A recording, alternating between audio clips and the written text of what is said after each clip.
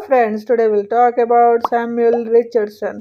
मेरी line wise video देखिएगा, sequentially देखेंगे तो आपको बहुत अच्छे से इंग्लिश लिटरेचर समझ में आएगा और आपका इंटरेस्ट भी क्रिएट होगा। तो स्टार्ट करते हैं हम अपना Samuel Richardson. And he was very studious boy, वो बहुत ही पढ़ाकू बच्चे थे। He wanted to become a clergy man, वो क्लर्जी मैन बनना चाहते थे। But his father was a joiner. Joiner क्या होता है? Carpenter of domestic house. And he was not able to pay for his university education. और उसके पिताजी कारपेंटर थे, इसीलिए वो यूनिवर्सिटी की फीस अफोर्ड नहीं कर सकते थे। That is why Samuel decided to choose a fall back profession which is to be a printer. तो उन्होंने एक ऐसा प्रोफेशन चुना प्रिंटर का, ताकि जब भी कोई भी बुक पब्लिकेशन के लिए आए he can read it before printing. और उनको जैसे कि बहुत स्टूडियस बॉय थे, मैंने बताया, तो ताकि उनके पास कोई भी बुक पब्लिकेशन के लिए आए तो वो उसे पढ़ सके प्रिंटिंग करने से पहले। ओके, तो उनको पढ़ने का बहुत शौक था और his printing career became so successful that he became an official printer. और उनका जो प्रिंटिंग कैरियर था वो बहुत ही सक्सेसफुल रहा, तो वो एक ऑफिशियल प्रिंटर बन गए थे of the house of the common के official printer. He became the official printer and also became master of stationery company. जो स्टेशनरी कंपनी है, स्टेशनर्स कंपनी, उनके भी मास्टर्स बन गए थे। And when he was printing he was collection to write a letter that might serve as models of country readers, and the volume of those letters are published as Pamela letters. वो जो जब वो when he was printing he was collection, he has a collection to write a letters। तो उसके पास एक collection था ताकि वो लेटर्स लिख सके। तो उसने क्या किया, एक वॉल्यूम क्रिएट करी पेमिला के नाम से, पेमिला लेटर्स के नाम से, ऑन इम्पॉर्टेंट ओकेशंस। तो जो भी इम्पोर्टेंट ओकेशंस होते थे पेमिला लेटर्स के नाम से वो लेटर लिखते थे। And Samuel Richardson help local girl who want to write a letter to their boyfriends and husbands and suitors। तो जो भी लोकल गर्ल्स होती थी वो अपने हस्बैंड के पास, अपने बॉयफ्रेंड के पास, अपने होने वाले सूटर्स के पास, तो उनके भी वो हेल्प करते थे। सैमुअल रिचर्डसन उनको लेटर लिखने में हेल्प करते थे। And he was A English novelist who expanded the dramatic possibilities of the novel by his invention and use of letter form epistolary। तो वो जो लेटर फॉर्म जो उन्होंने क्रिएट किया जो नॉवल में, उसे हम क्या कहते हैं? Epistolary novel. मतलब एक लेटर के थ्रू, लेटर्स के थ्रू उन्होंने नॉवल लिखनी शुरू करी। ओके, तो उनकी स्टाइल क्या थी? Use of epistolary style. He uses epistolary style. Okay, तो ये उनका था। और एक क्वेश्चन डिस्कस कर लेते हैं। ही was a son of genre, वो एक जॉनर के सन थे। जॉनर मैंने जैसे बताया क्या होता है? Carpenter of domestic house. Okay, तो he was a joiner, he was the son of joiner। The question is he was a son of joiner, he remained a printer throughout his life। वो printer बन के रहे अपनी पूरी जिंदगी। he was asked to prepare a series of modern letters for those who could not write। वो उसे बोला जाता था कि भाई जो लिख नहीं सकते उनके लिए आप लेटर्स लिखिए for themself. This humble task taught him the art of expressing himself in letter. तो जो वो लिखते थे, दूसरों की फीलिंग्स लिखते थे लेटर्स में, उसके वजह से उनको आर्ट ऑफ एक्सप्रेसिंग हिमसेल्फ, अपने आप को कैसे एक्सप्रेस करना है लेटर्स के थ्रू, वो उन्होंने सीख गए। Who is the help in the novelist, became a good novelist. तो क्या था, कौन है ये जो लेटर्स के थ्रू लिखते थे? The answer is Samuel Richardson. Okay, एक बार क्वेश्चन में फिर से बोल देती हूँ। He was a son of joiner, he remain a printer throughout his life, he was asked to prepare a series of modern letters for those who could not write for themselves। This humble task taught him the art of expressing himself in letters। Okay, who is the novelist? वो novelist कौन है?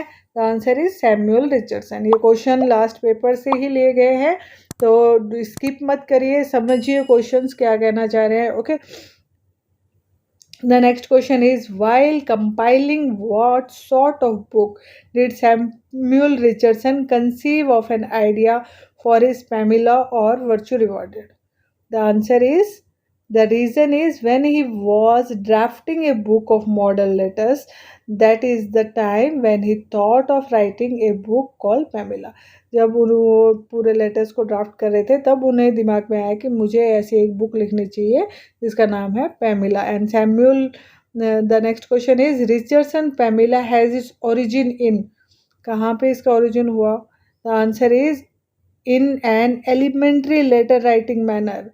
Elementary letter writing manner में इसका origin हुआ. Okay, तो let us start the work पैमिला.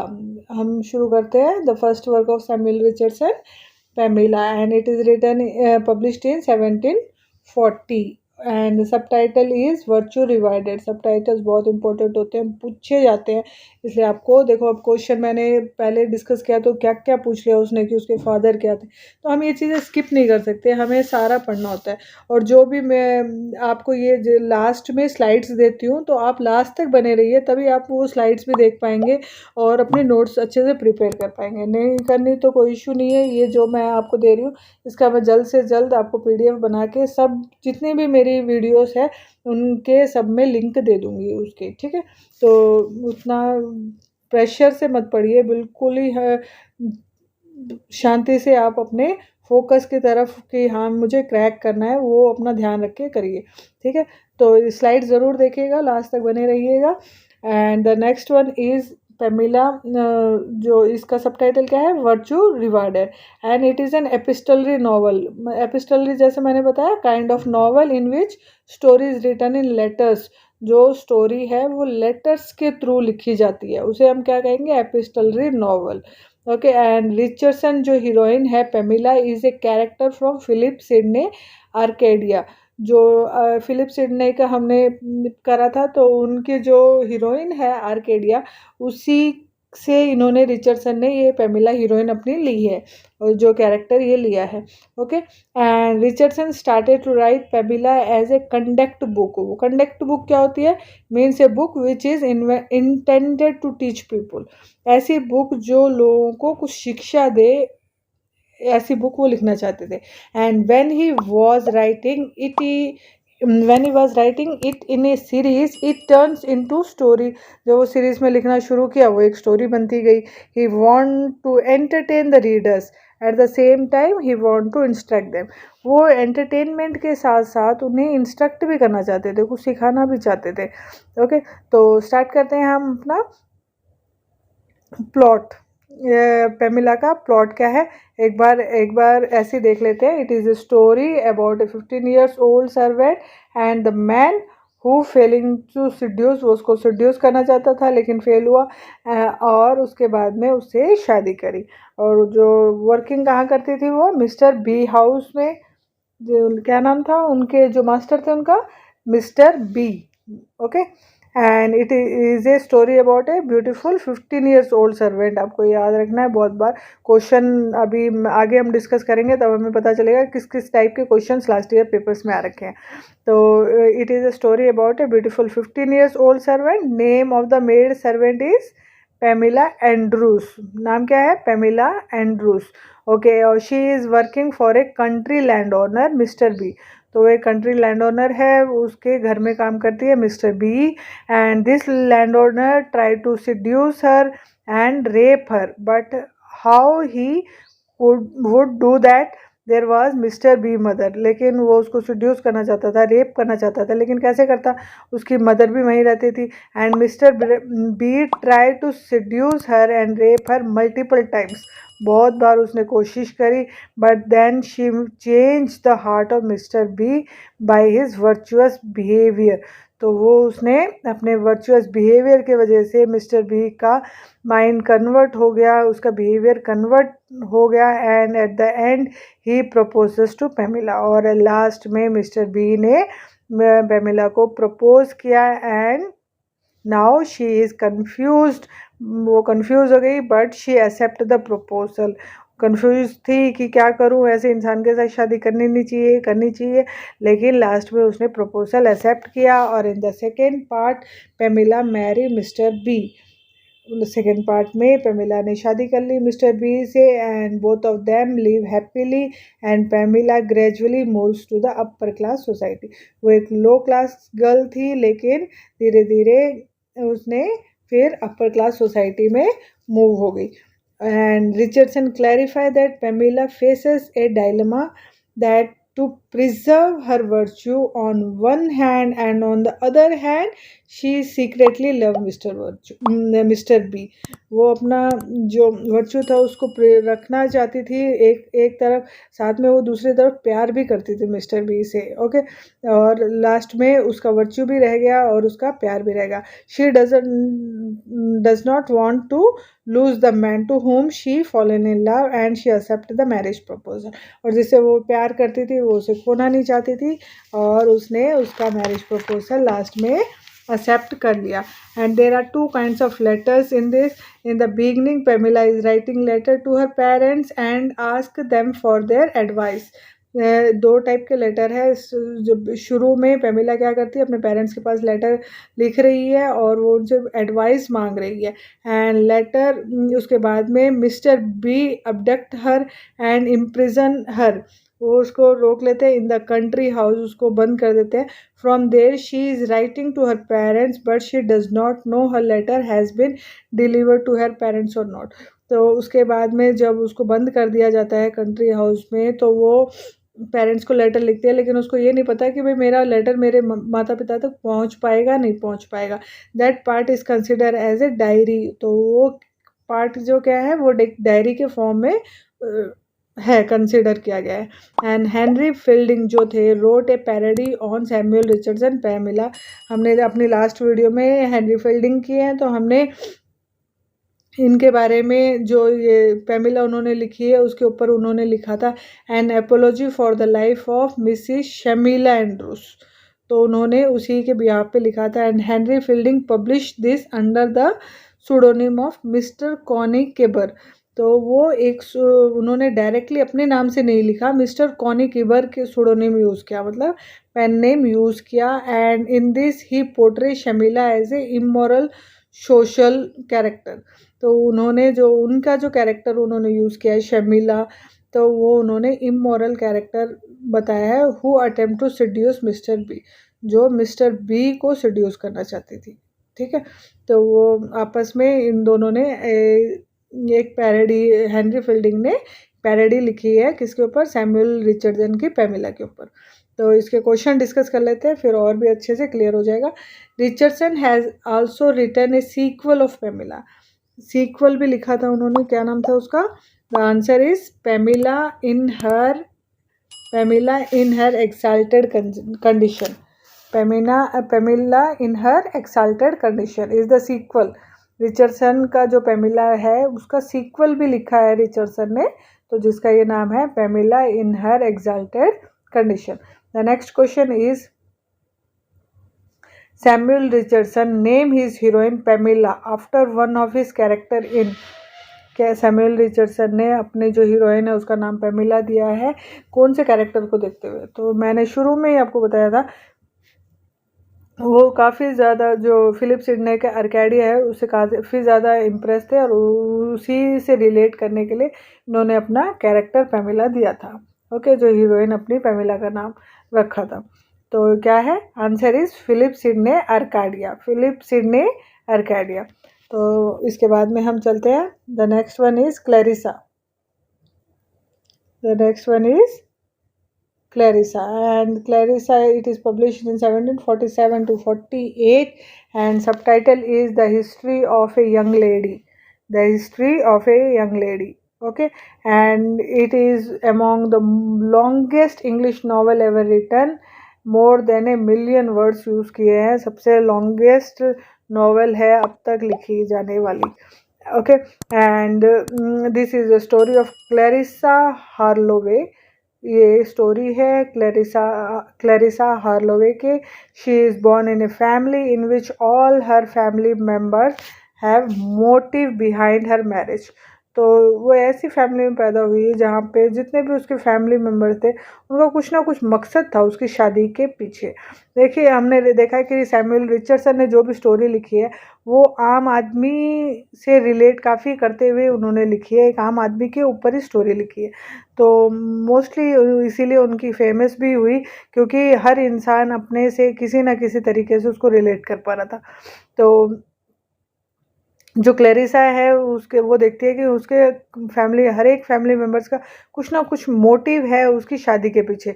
There is a very rich man जिससे family वाले Clarissa की शादी करना चाहते थे so that they can improve their fortune, ताकि वो अपना स्टेटस अपना फॉर्चून बढ़ा सके, just like mister B the lover of Clarissa loveless.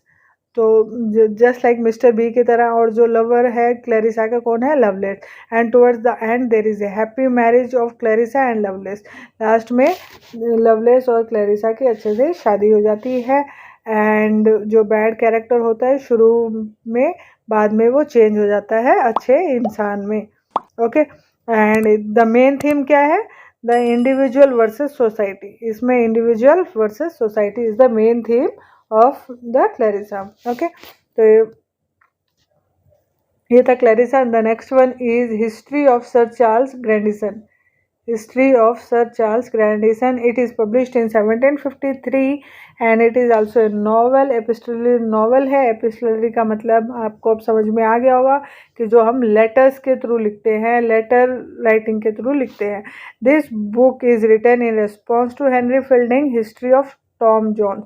ये जो टॉम जोन्स हमने देखा था लास्ट वीडियो में, हेनरी फील्डिंग ने लिखी है, उसी के रिस्पॉन्स में जो सैमुअल रिचर्डसन ने लिखी है। And Harriet Byron, she is pursued by a man Hargrove. Later she rejects Polexfel. He kidnaps her and she is only free by virtuous man called Sir Charles Grandison.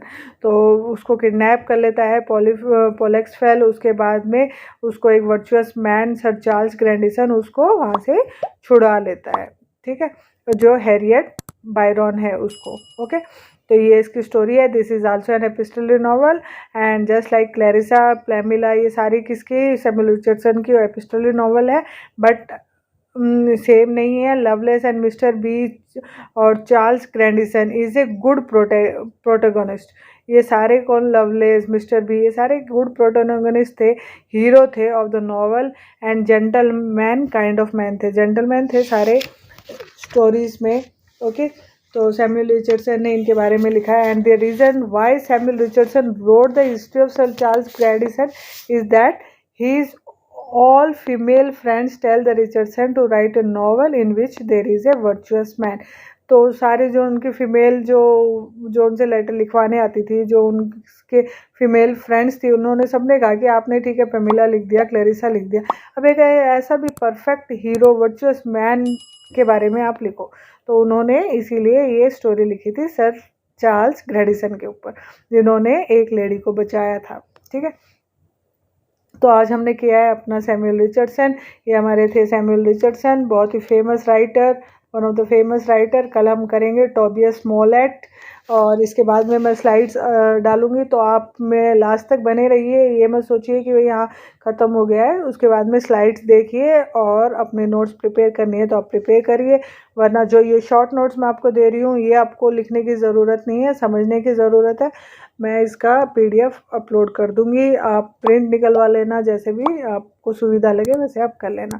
Please मेरा channel subscribe कीजिए ताकि मुझे भी motivation मिले। मेरा Sunday तक का target है कि मेरे 200 जो सब्सक्राइबर हो जाए, तो प्लीज़ टारगेट अचीव करने में हेल्प करिए जल्दी से जल्दी। और मेरा चैनल लाइक करा कीजिए ताकि मुझे पता चले कि आपको मेरी वीडियोस पसंद आ रही है नहीं आ रही, और शेयर करिए अपने दोस्तों में, फ्रेंड्स में, ताकि सभी को पता चले। और इसके बाद में जब मैं अपना प्रिपरेशन करती थी तो मैं भी काफ़ी जगह से बुक्स लेके आती थी, बहुत सारे पैसे इन्वेस्ट होते हैं इन चीज़ों में, तो इसीलिए मैं चाहती हूँ कि आप जो चीज़ें वो ना करें, जो हमने गलतियां करी थी, तो अब आपके पास सुविधा है यूट्यूब की, तो आप इसके थ्रू भी अच्छे से पढ़ सकते हैं और आप अपनी सारी नोट्स अच्छे से प्रिपेयर कर सकते हैं। तो उसमें मैं आपकी ज़्यादा से ज़्यादा पूरी अपनी तरफ से 100% हेल्प करूँगी। तो please subscribe, like, share and comment और बेल आइकन ज़रूर दबाइएगा ताकि आपको डेली के मेरे नोटिफिकेशन मिल सके। Thank you for watching. Have a great day.